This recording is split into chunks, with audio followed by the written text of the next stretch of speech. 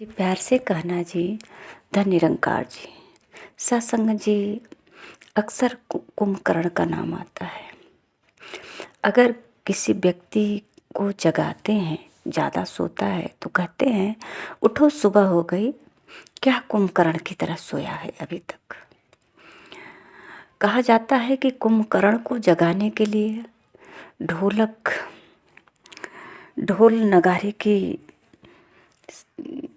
सहारा लेना पड़ा। ढोल नगारे बजाकर उसको जगाया गया। सत्संग जी आज भी इंसान को जगाने में कोई शक नहीं है कि ढोल नगारे नहीं बजाया जा रहा है। आज भी ये ढोल नगारे बजा कर के ही जगाया जा रहा है इंसानों को। इंसान अज्ञानता के अंधकार में सोया हुआ है। बस इसी नींद को, इसी अज्ञान को महापुरुष हटा रहे हैं, जगा रहे हैं कि आप जो कर रहे हो बस उसे जानो। इतना ही जानने की ही बात कहते हैं कि उसे जानो।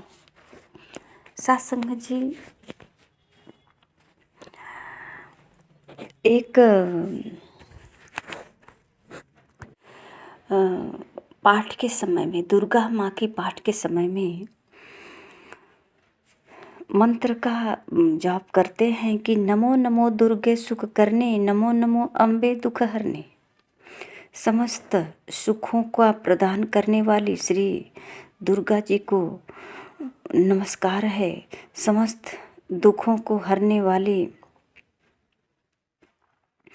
अम्बा जी का नमस्कार है। सत्संग जी यहाँ कहते हैं कि निराकार है ज्योति तुम्हारी, तिहु लोक फैली उजियारी।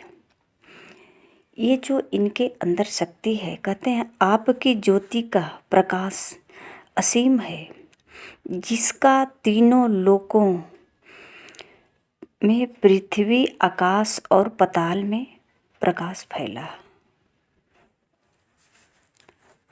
इनका ही प्रकाश है जो तीनों लोकों में फैला हुआ है। सत्संग जी इतना तक तो पढ़ते ही हैं, जानकारी नहीं है कि ये इनकी शक्ति क्या है। निराकार है ज्योति तुम्हारी, तीनों लोक फैली उजियारी। तीनों लोक में फैली उजियारी। ये जो दुर्गा माँ, अम्बे माँ हैं, इनकी जो शक्ति है ये निराकार की शक्ति है। तो सत्संग जी इसी को जानने की तो बात कही जाती है।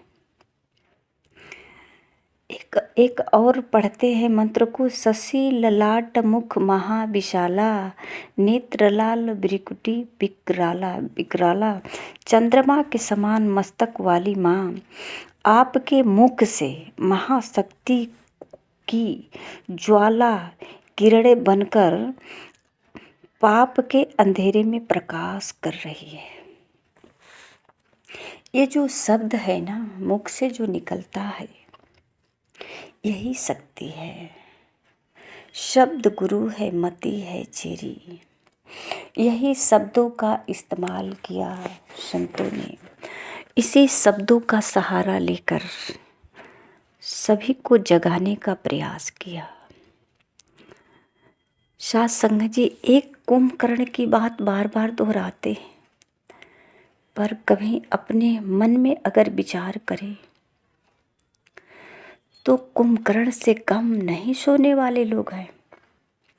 बगल में ही सत्संग होता है, माइक लगी है, ढोलक बजी रही है, हारमोनियम बजी रही है, सब कुछ लोग गीत गाते हैं, विचार करते हैं, लेकिन कानों में आवाज़ जाती है, समझ नहीं आती है। ये भी एक गहरी नींद है। लगता है कि आंखें खुली है, बैठे हैं, कुछ काम कर रहे हैं, चल रहे हैं, आवाज़ें तो मिल रही है, लेकिन समझ में नहीं आ रही है। जो बात समझ में नहीं आती है, ये नींद नहीं बल्कि गहरी नींद है। इसी गहरी नींद से महापुरुष जो है हर युग में जगाने का प्रयास किया है कि उठ जाग मुसाफिर भोर भया। और सत्संग जी सबसे महत्वपूर्ण बात ये है कि जगाया किसको जाएगा? इंसान को ही तो जगाया जाएगा, जिसके पास सोचने समझने की शक्ति है। जानवर पशु पक्षी को तो जगाया नहीं जाएगा। फिर भी सत्संग जी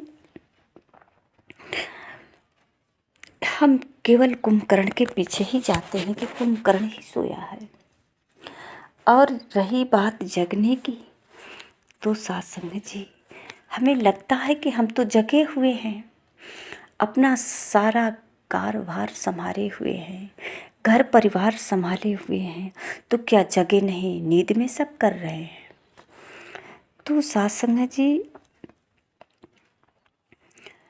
ये जो है हम सारे कर्म करते हुए, नियम धर्म को पालन करते हुए अपने धर्म को भी पालन करते हैं। हम हिंदू धर्म वाले हैं, हम मुस्लिम धर्म वाले हैं। इस धर्मों को लेकर के बहुत सारे लड़ाइयाँ भी की, पर क्या हुआ? सुकून तो नहीं मिला, सुख तो नहीं मिला। हम अपने मूल धर्म को नहीं बचा पाए। जो मानव धर्म है ये तो लूट गया।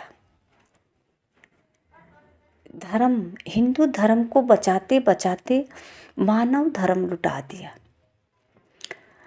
एक संत ही है, एक महापुरुष ही है जो ये मूल धर्म को बचाए रखे, और इसीलिए जगा रहे हैं कि बचा लो अपनी मूल को, पहचानो, जानो।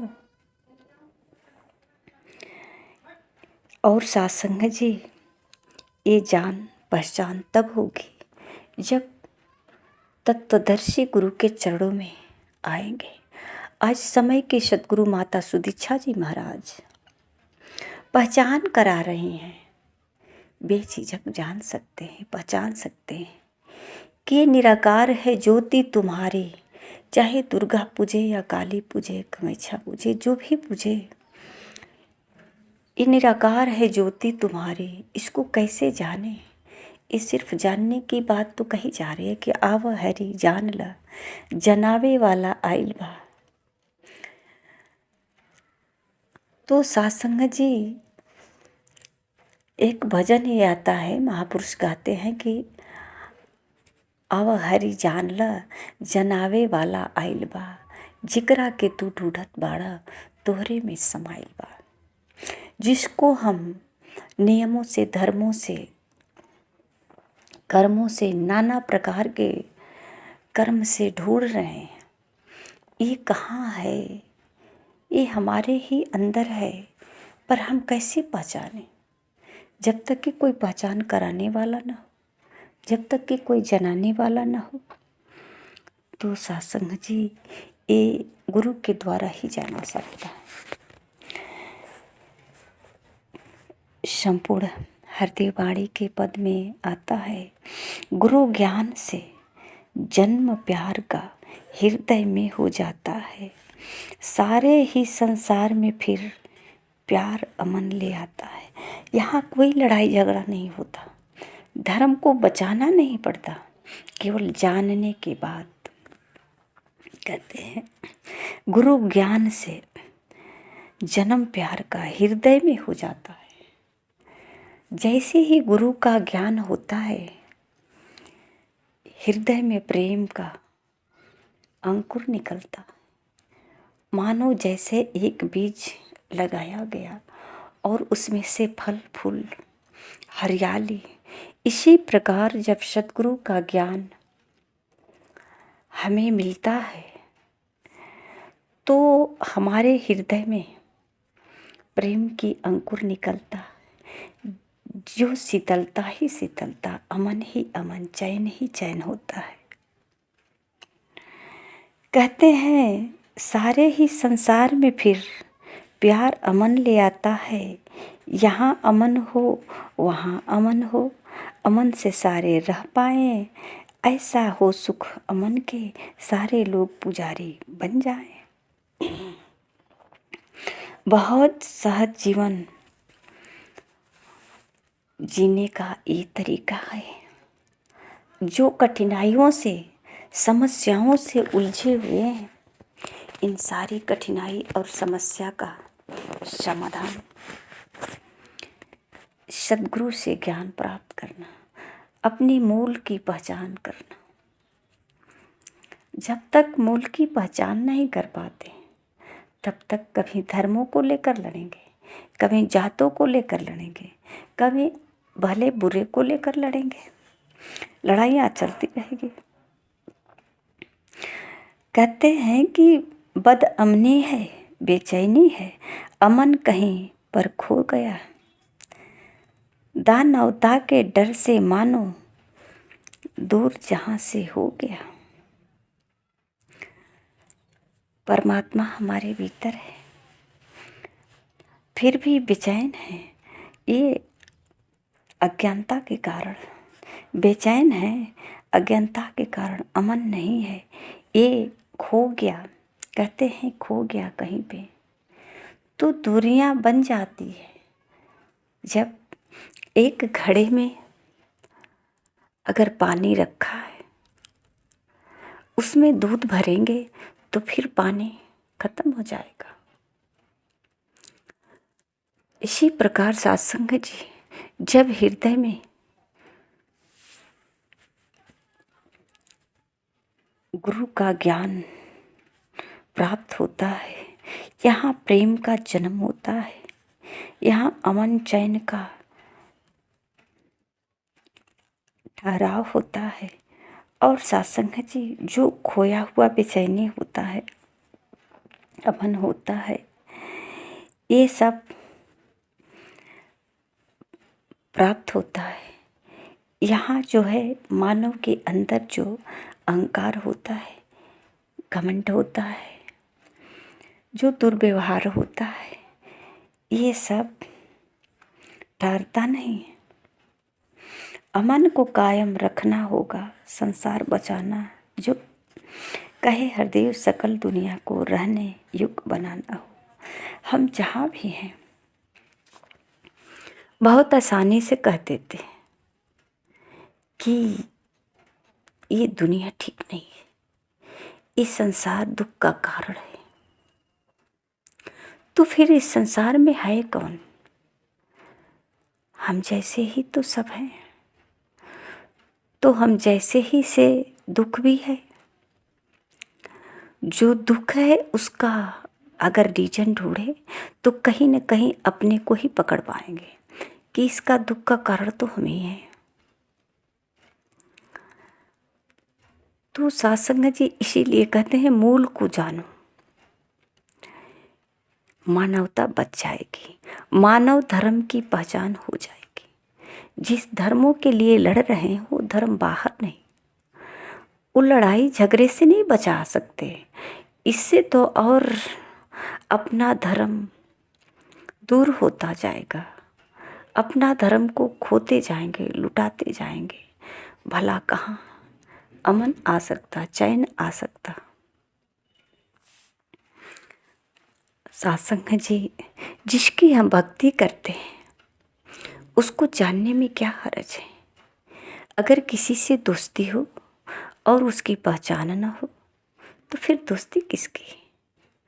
अगर किसी से हम दोस्ती करते हैं तो उसके साथ होते हैं ना, उससे पहचान होती है।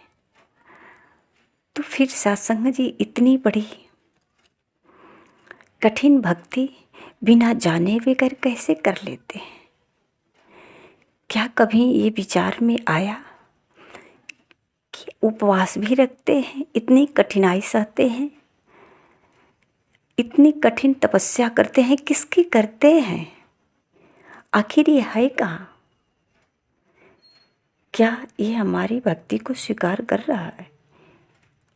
हम जो कर रहे हैं अपने तरीके से, या किसी का भक्ति करते हुए देखकर कोई फूल चढ़ा रहा है। हमने भी फूल चढ़ाया, लाल चढ़ाया तो लाल, पीला चढ़ाया तो पीला, नीला चढ़ाया तो नीला, बस देख करके ही तो किया। पता नहीं भगवान को कौन सा फूल पसंद है, लाल, नीला, पीला, या कि फूल पसंद ही नहीं, ऐसा कभी विचार नहीं आया। फूल खिलाने वाला कौन है? अगर खिला हुआ है फूल तो फिर किसकी कृपा से खिला हुआ है? हमने तो तोड़ करके भगवान के मंदिर में चढ़ाया, फिर इस पर तो भगवान की कृपा नहीं हुई। तोड़ने से पहले तो खिला हुआ था, पर भगवान के मंदिर में चढ़ाया, कुछ क्षण बाद मुरझा हो गया। खिलना तो अब चाहिए ना, पर अब तो ये मुरझा हो गया, क्योंकि ये हमारी अज्ञानता थी। ये फूल को खिलाने वाले भी परमात्मा ही है। अब इसको तोड़ करके हमने भगवान को चरणों में रख दिया और अपने आप को एक भक्त साबित किया। अगर कुछ चढ़ानी है तो श्रद्धा की फूल चढ़ाएं ना, श्रद्धा की फूल चढ़ाएं। बस श्रद्धा हो, लगन हो, विश्वास हो, प्रेम हो, जानकारी हो, तो फिर फूल तोड़ने जाने की जरूरत ही नहीं पड़ेगी। परमात्मा को अपना खिलाया हुआ फूल, सर काटने है तो अपना काट कर चढ़ाए ना, किसी और का सर चढ़ा करके कौन सी भक्ति प्राप्त करेंगे? तो सत्संग जी, अपना सर झुकाएंगे तो अपने गले में हार पड़ेगा।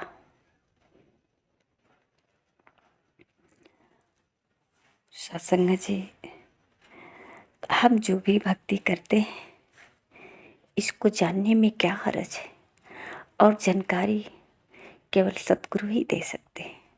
अगर हमारे जीवन में सतगुरु नहीं तो भक्ति अधूरी है, अनजाने से है, भय से है। हम कहीं भयभीत होकर तो नहीं कर रहे हैं, कहीं कुछ प्राप्त करने के लिए तो नहीं कर रहे हैं। डर बना हुआ है कि जीवन में कोई घटना न घट जाए, कोई समस्या ना आ जाए, इसलिए तो भगवान का नाम लेते हैं। भगवान कहाँ है जानकारी तो नहीं, कैसा है नहीं पता। आइए सत्संग जी, हम जान सकते हैं परमात्मा को। ये जो जीवन मिला है जानने के लिए मिला है। 84 लाख जो योनियाँ है, कहीं न कहीं हम बार बार 84 लाख का नाम लेते हैं, तो या तो 84 लाख जीवन मिला है, इसके बाद ये मनुष्य जीवन मिला है, तभी तो कहा जाता है बड़े भाग्य मनुष्य तन पावा। तो मनुष्य का जीवन मिला है तो इसको जान ले कि 84 लाख जीवन क्या है। या तो फिर नहीं जानेंगे तो ये भी जान ले कि 84 लाख बार जीवन प्राप्त करेंगे तब जाकर मनुष्य का जीवन मिलेगा।